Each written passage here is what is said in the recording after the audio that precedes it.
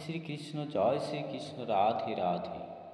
বন্ধুরা, আমরা আমাদের এই হোম রেমেডি চ্যানেলে প্রতিনিয়ত আমরা যে বিভিন্ন ধরনের তথ্য আমরা আপনাদের সামনে যে তুলে ধরা হয়, সেই তথ্য বিভিন্ন শাস্ত্র থেকে বিভিন্নভাবে বিভিন্ন উপায়ে আপনাদের সামনে তুলে ধরাই আমাদের কাজ।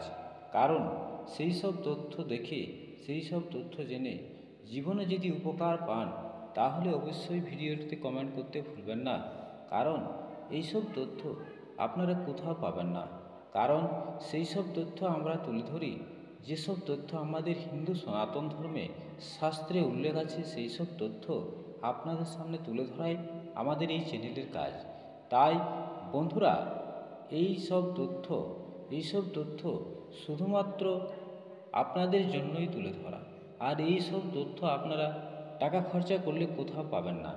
তাই সম্পূর্ণ ফ্রিতে আপনারা আমাদের এই চ্যানেলে প্রতিনিয়ত এই ধরনের গুরুত্বপূর্ণ তথ্য দেখার জন্য চ্যানেলটিকে সাবস্ক্রাইব করতে ভুলবেন না। কারণ চ্যানেলটিকে সাবস্ক্রাইব করতে আপনাকে কোনো টাকা পয়সা লাগবে না। ভিডিওটিতে একটা লাইক অবশ্যই করবেন, ভগবান আপনার মঙ্গল করবে। আর ভিডিওতে কমেন্ট করতে ভুলবেন না। বন্ধুরা দেখুন, আমরা আমাদের এই হোম রেমেডি চ্যানেলে প্রতিনিয়ত যেসব তথ্য আপনাদের সামনে তুলে ধরি, সেই সব তথ্য আমাদের কোনো মন গড়া তথ্য নয়। কারণ সেসব তথ্য আপনারা হিন্দু সনাতন ধর্মে শাস্ত্রে উল্লেখিত আছে। বনস্পতি শাস্ত্র, পদ্মপুরাণ, বাস্তুশাস্ত্র, এই ধরনের যে শাস্ত্র, সেই সব শাস্ত্রে এইসব উপায়ের কথা আপনারা পেয়ে যাবেন। বন্ধুরা, যার জন্য হয়তো আপনাকে ছুটাছুটি করতে হবে, তাই আমরা সম্পূর্ণ ফ্রিতে সেই সব তথ্য আমরা আমাদের এই চ্যানেলে প্রতিনিয়ত আপনাদের সামনে তুলে ধরি। বন্ধুরা, আমরা অর্থ উপার্জনের জন্য বিভিন্নভাবে বিভিন্ন উপায়, বিভিন্ন আমরা কর্মের সাথে জড়িত। কিন্তু অনেক সময় হয় বন্ধুরা, যে আমরা অক্লান্ত পরিশ্রম করছি, অক্লান্ত পরিশ্রম করার পরেও হয়তো আমরা পরিশ্রমের সঠিক ফল আমরা পাচ্ছি না। অনেক সময় অনেক সমস্যার সম্মুখীন আমাদের হতে হয়। পারিবারিক অশান্তি থেকে শুরু করে পারিবারিক কলহ, রোগ শোক, ব্যাধি, বিভিন্ন সমস্যা আমাদের ভুগতে হয়। আমাদের শাস্ত্র বলছে, বাস্তুশাস্ত্র, যে বাস্তুতে যদি কোনো বাস্তুদোষ থাকে, তাহলে সেই সব ব্যক্তি বা সেই সব পরিবারে এই সব ঘটনা ঘটে থাকে। বন্ধুরা, অনেক ক্ষেত্রে কী হয়, আমরা সেই সব ঘটনার সম্মুখীন হয়ে থাকি, কিন্তু আমরা বুঝতে পারি না। তো শাস্ত্র বলছে যে আমরা দেখবেন যে এই সময়, ঠিক সেই খারাপ সময় চলাকালীন অনেকেই আবার বিভিন্নভাবে বিভিন্ন জ্যোতিষীর কাছে ছুটাছুটি করেন। জ্যোতিষীরা আমাদের পরামর্শ দিয়ে থাকেন, বিভিন্ন গ্রহরত্ন ধারণের কথা বলে থাকেন। হ্যাঁ বন্ধুরা, এটা ঠিক, গ্রহরত্ন ধারণ করলে অবশ্যই আমাদের ফল পাওয়া যায়। কারণ আমরা অনেক সময় সেই গ্রহরত্ন ব্যবহার করে থাকি, কিন্তু বাস্তুশাস্ত্র বলছে বা শাস্ত্র বলছে যে গ্রহের চেয়ে দ্বিগুণ ফল প্রদান করে বেশ কিছু গাছের শিকড় যদি আপনারা সেই গ্রহরত্নের যে সেই সব গাছের শিকড় ধারণ করতে পারেন। তো বন্ধুরা, সেই সব গাছের শিকড় ধারণ করার জন্য আপনাকে সর্বপ্রথম মনে প্রাণে বিশ্বাস রেখে ভগবান শ্রীহরির কৃপায় সেই সব গাছের শিকড় ধারণ করতে হবে। আর বন্ধুরা, সেই সব গাছের শিকড় ধারণ করার জন্য আপনার কোনো টাকা পয়সা লাগবে না। কারণ আপনি নিজের হাতে তুলে সেই সব গাছের শিকড় ধারণ করবেন। আর আমরা যেসব গ্রহরত্ন আপনার চিনি না, যে আমার শরীর বা আমার শরীর অনুযায়ী আমাকে কতখানি গ্রহ আপনাকে বা আমাকে ধারণ করতে হবে, এটা আপনাদের জানা হয়তো নেই। আর তাই সেক্ষেত্রে আপনারা ঠকেও যেতে পারেন। কিন্তু গাছের শিকড়, এই সব গাছের শিকড় যদি ধারণ করেন, সেখানে ঠকার কোনো আপনার কথাই থাকে না। বন্ধুরা, সেই সব গাছের শিকড়ের কথা স্বয়ং শ্রীকৃষ্ণ আমাদের বিভিন্ন শাস্ত্রে বিভিন্নভাবে উল্লেখ করে গেছেন। শাস্ত্রে উল্লেখ আছে। হ্যাঁ বন্ধুরা, ভগবান শ্রীকৃষ্ণ এমন কিছু গাছের মধ্যে কিছু দৈব আলৌকিক গুণ প্রদান করে গেছেন, যেগুলো সঠিকভাবে ব্যবহার করতে পারলে আমাদের জীবনে বহু কল্যাণ ঘটবে। তো ঠিক বন্ধুরা, আজকে আমি ঠিক সেরকমই একটি গাছের কথা আমি বলবো, যে গাছের শিকড় যদি ধারণ করতে পারেন বেশ কিছুটা বিধিপূর্বক নিয়ম মেনে, তাহলে আপনার জীবনে আপনি বহু উপকার পাবেন বা আপনি বহু ফল পাবেন। শাস্ত্র বলছে যে ফকির থেকে এক লাফে আপনাকে রাজাও বানাতে পারে, যদি আপনি সঠিক বিধি নিয়মভাবে সেই সব গাছের শিকড় ধারণ করতে পারেন। বন্ধুরা দেখুন, আমরা এই ফুলটি বা এই ফুলের গাছটি আমরা সকলে চিনি, এটি হচ্ছে অপরাজিতা বন্ধুরা। আর এই সাদা এবং গাঢ় নীল বর্ণের অপরাজিতা আমাদের মনের মধ্যে একটা শান্তি লাভ হয়ে থাকে। তাই নীল রঙের ফুল এবং সাদা অপরাজিতা রঙের ফুল আমাদের মনকে পবিত্র করে তোলে। তো আমরা অপরাজিতা অনেক প্রকারের হয়ে থাকে, কিন্তু আজ আমি নীল এবং সাদা অপরাজিতার সম্বন্ধে আমি আপনাদের বলব। বন্ধুরা দেখুন, নীল অপরাজিতাকে নীলকণ্ঠ ফুলও বলা হয়। বন্ধুরা সংস্কৃতে এর বিভিন্ন নাম উল্লেখ আছে: বিষ্ণুপ্রিয়া, বিষ্ণুকান্ত, গিরিকীর্ণা, অশ্বক্ষুরা। আর এই দুই ধরনের অপরাজিতায় আমাদের হিন্দু সনাতন ধর্মে অত্যন্ত গুরুত্বপূর্ণ একটা জায়গা দখল করা আছে। বন্ধুরা অপরাজিতা গাছ যে বাড়িতে থাকে, শাস্ত্র বলছে সেখানে বা সেই বাড়িতে অত্যন্ত ইতিবাচক শুভ শক্তির প্রভাব নিয়ে আসতে সক্ষম করে যদি সেই বাড়িতে অপরাজিতা গাছ থাকে। তাছাড়া এই গাছ বাড়িতে থাকলে সেই পরিবারের সদস্যদের, যে পরিবারের এই গাছ থাকে সেই পরিবারের সকল সদস্যদের মানসিক অশান্তি দূর করে মনে একটা শান্তি বয়ে নিয়ে আসে। তাছাড়া সেই বাড়িতে অর্থনৈতিক সংকট থাকলে তা দূরে চলে যায় যদি সেই অপরাজিতা গাছ সেই সব বাড়িতে থাকে। আর গৃহ সম্পদের প্রবাহ বজায় থাকে। আর আমরা সকলেই জানি বন্ধুরা যে সাদা রঙের উদ্ভিদ ধনলক্ষ্মীকে আকর্ষণ করে, বা সাদা প্রত্যেকটা এক একটা রঙের সাথে এক একটা দেবী দেবতার সম্পর্ক রয়েছে। তাই সাদা রঙ মা লক্ষ্মীর খুব প্রিয়। ঘরে যদি অপরাজিতা গাছ থাকে তাহলে সেই বাড়িতে, সেই বাড়ির যে পরিবারের যে কর্তা, সে কোনো ধরনের ঝামেলা থেকে মুক্ত হয়ে যেতে পারে, বা কোনো রকম ঝামেলার মধ্যে সে জড়াতে পারে না। এমনকি সেই গৃহে কোনোদিন খাদ্যশস্যের অভাব হবে না। এছাড়া নীল অপরাজিতা একদিকে যেমন বাড়ির সৌন্দর্য বাড়ায়, এটা ঠিক, ঠিক সেরকমই গাছটি সম্পদ, ধনসম্পদ ও লক্ষ্মী দেবীকে আকর্ষণ করে থাকে। তাছাড়া নীল অপরাজিতা যে ঘরে থাকে সেই পরিবারের সদস্যদের বুদ্ধি বাড়ে, এটা শাস্ত্র বলছে। তাছাড়া নীল অপরাজিতা ফুল ভগবান বিষ্ণুকে নিবেদন করলে সব ধরনের জীবন যুদ্ধে জয়লাভ করা যায়।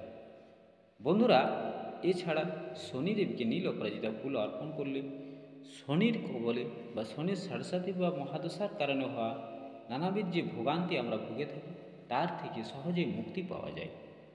তবে বন্ধুরা আজ আমি আপনাদের বলবো যে সাদা অপরাজিতা গাছের মূল নিয়ে। ও বন্ধুরা শাস্ত্র বলছে যে বিশেষ কয়েকটি শুভ দিন দেখে এই সাদা অপরাজিতা গাছের মূল বা শিকড় যদি ধারণ করতে পারেন তাহলে জীবনে খুব মঙ্গল ঘটবে। বন্ধুরা শাস্ত্র বলছে যে চন্দ্রগ্রহণ সব থেকে একটি শুভ দিন। তাছাড়া আপনারা যে কোনো শুভ দিনেও এই গাছের মূল আপনারা নিয়ে এসে ধারণ করতে পারেন। তাই শাস্ত্র বিশেষজ্ঞ বা বাস্তুশাস্ত্র বলেছেন যে সাদা অপরাজিতা বিশেষ এই শুভ দিনে যদি ধারণ করতে পারেন তাহলে খুব শুভ ফল প্রদান বা শুভ ফল পাওয়া যায়। বন্ধুরা তাহলে এই সাদা অপরাজিতা গাছের শিকড় আপনি শরীরে ধারণ করতে পারলে বা আপনার কাছে রাখতে পারলে শাস্ত্র বলেছেন যে আপনার জীবনে কী সব উন্নতি ঘটবে। বন্ধুরা শাস্ত্র বলছে যেসব পরিবারে নিত্য অশান্তি বা কলহ লেগে থাকে সেই পরিবারের সদস্যদের মধ্যে কোনো বনিবনা সমস্যা হয় না। সেই পরিবারের প্রত্যেকের উচিত এই সাদা অপরাজিতা গাছের শিকড় শরীরে ধারণ করা। এছাড়া অনেক পরিবারে দাম্পত্য কলহের কারণে বিচ্ছেদের মতো পরিস্থিতি তৈরি হয় স্বামী স্ত্রীর মধ্যে। এই ধরনের মধ্যে দাম্পত্য কলহ মেটাতে স্বামী স্ত্রী উভয়ের শরীরে সাদা অপরাজিতা ফুল গাছের মূল বা শিকড় শাস্ত্র ধারণ করার কথা বলছেন। এর ফলে সম্পর্কের উন্নতি ঘটবে। হ্যাঁ বন্ধুরা, আর সম্পর্কের উন্নতি ঘটবে। তাছাড়া পরিবারে নিজেদের যে অশান্তি কলহ একেবারে মিটে যাবে। তো বন্ধুরা, আমরা তো শাস্ত্র অনুযায়ী শুনলাম যে বাড়িতে যদি এই সাদা বা নীল রঙের অপরাজিতা গাছ থাকে তাহলে সেই বাড়িতে কোনো ধরনের খারাপ শক্তি প্রবেশ করতে পারে না, ভূত পেট জাদুটোনা এসব প্রবেশ করতে পারে না। তাছাড়া সেই বাড়ি সবসময় বাড়িতে মা লক্ষ্মীর আগমন সদা সর্বদা সেই বাড়িতে থাকে। বন্ধুরা, তাহলে শাস্ত্রে কিভাবে বলছে সেই শিকড় ধারণের কথা? সবথেকে গুরুত্বপূর্ণ বিষয় হলো বন্ধুরা, যে শিকড় ধারণ করার যে উপায়, সেই উপায় বিধিপূর্বক নিয়ম মেনে যদি আপনি সেই শিকড় ধারণ করতে পারেন তাহলে আপনার জয়লাভ অবশ্যই হবে। বন্ধুরা, শাস্ত্র বলছে যে বিশেষ একটি শুভ দিন, তবে এখানে শাস্ত্র আবার উল্লেখ করেছেন যে চন্দ্রগ্রহণের দিন সবথেকে শুভ দিন বলা হয়েছে। তাছাড়া আপনারা বিশেষ কোনো শুভ দিনেও এটি ব্যবহার করতে পারেন।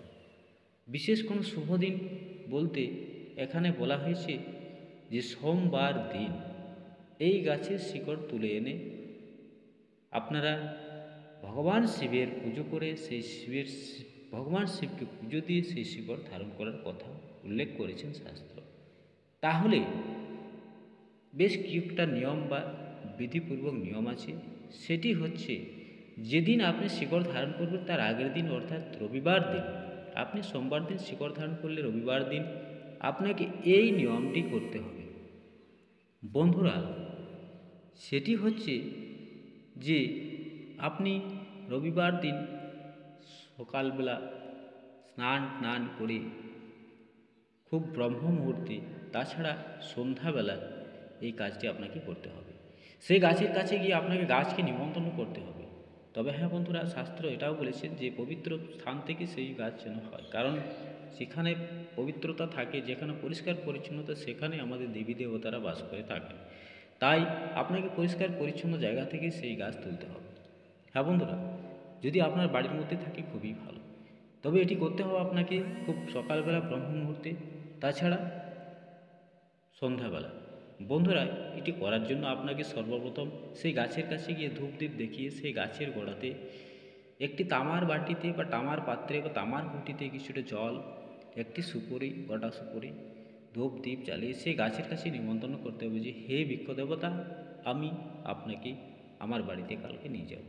এই বলে আপনি নিমন্ত্রণ করে এসে পরের দিন সোমবার ব্রহ্ম মুহূর্তে উঠে স্নান করে শুদ্ধ বস্ত্রে ভগবান শিবের নাম করে সেই গাছের কাছে গিয়ে আপনি গাছের শিকড় এক টুকরো তুলে সেই শিকড় আপনি অবশ্যই ভালো করে গঙ্গা জল দিয়ে ধুয়ে শিব মন্দির বা আপনার বাড়িতে গিয়ে সেই গাছের শিকড় ভগবান শিবের পুজো আরাধনা করে চন্দন মাখিয়ে ভালো করে লাল সালুতে মুড়ে শিবের চরণে রেখে দিয়ে 108 বার শিবের বীজ মন্ত্র নাম জপ করে সেই গাছের শিকড়কে শুদ্ধ করে অর্থাৎ অন্তর্ভুত করে সেই শিকড় আপনারা সেদিন ধারণ করতে পারেন।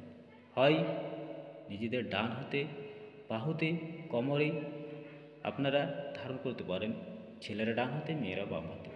বন্ধুরা, শাস্ত্রে এই যে নিয়ম বা এই যে উপায়, এই উপায় ভেবে যদি আপনারা ধারণ করতে পারেন তাহলে আমি ভিডিওতে যেসব উল্লেখ করলাম, যেসব কথা বলা হয়েছে শাস্ত্রে, যে কী সব ফল আপনারা পেতে পারেন, তাহলে অবশ্যই এই বিধিপূর্বক নিয়ম মেনে যদি আপনারা সেই গাছের শিকড়, সাদা অপরাজিতা গাছের শিকড় ধারণ করতে পারেন তাহলে আপনাদের জীবনে অবশ্যই মঙ্গল ঘটবে। ভিডিওটি ভালো লাগলে একটা লাইক করতে ভুলবে না, কমেন্টে অবশ্যই কমেন্ট করবেন। চ্যানেলে নতুন হয়ে থাকলে চ্যানেলটিকে সাবস্ক্রাইব করে পাশে থাকবেন, প্রতিনিয়ত চ্যানেলকে ফলো করতে ভুলবেন না। সকলে ভালো থাকুন, সুস্থ থাকুন। পরের ভিডিওতে আবার দেখা হবে। ধন্যবাদ।